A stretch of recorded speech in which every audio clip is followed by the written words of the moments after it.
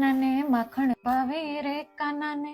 આટલી સજી ધજીને ક્યાં ઉપડી સવારી? ક્રિસમસ પાર્ટીમાં મમ્મી. અરે વાહ, મજા આવતી હશે ને એ પાર્ટીમાં તો. હાસ તો ઓલું શું કે મોટું ક્રિસમસ ટ્રી એ હોય ને અહીંયા, એની જોડે ફોટાય મસ્ત આવે નહીં?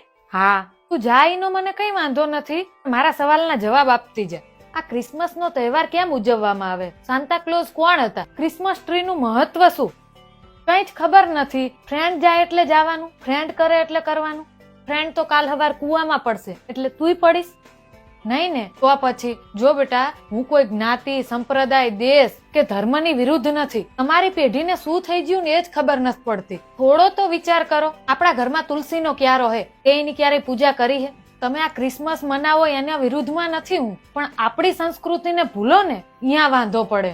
તું મને એક વિદેશી એવો બતાય કે જેને રામનવમી કે જન્માષ્ટમી ઉજવી હોય. આપણા અહીંયા તુલસી વિવાહ કેટલા ધામધૂમથી થાય. એક ફિરંગી મને એવો બતાય કે જેને તુલસી વિવાહનું આયોજન કર્યું હોય. બહેનું કોઈ દી? ના, નહીં ને? તો પછી આપણે જ શું કામ? જો એક વાત યાદ રાખ, બીજાની સંસ્કૃતિ, ધર્મ, પરંપરા બધી વસ્તુને આદર ચોક્કસ આપવાનો હોય, એને અપનાઈ ના લેવાની હોય. જો લક્ષ્મીબાઈ બનવું હોય ને તો આ બધા ચોંચલામાંથી બહાર આવવું પડે. મારી ફરજ હતી માત્ર તને સમજાવવાની, બાકી તું ખુદ સમજદાર છું. અને હા, અમારા ગામમાં એક કહેવત છે કે માને મૂકીને માસીને ન વળગાય.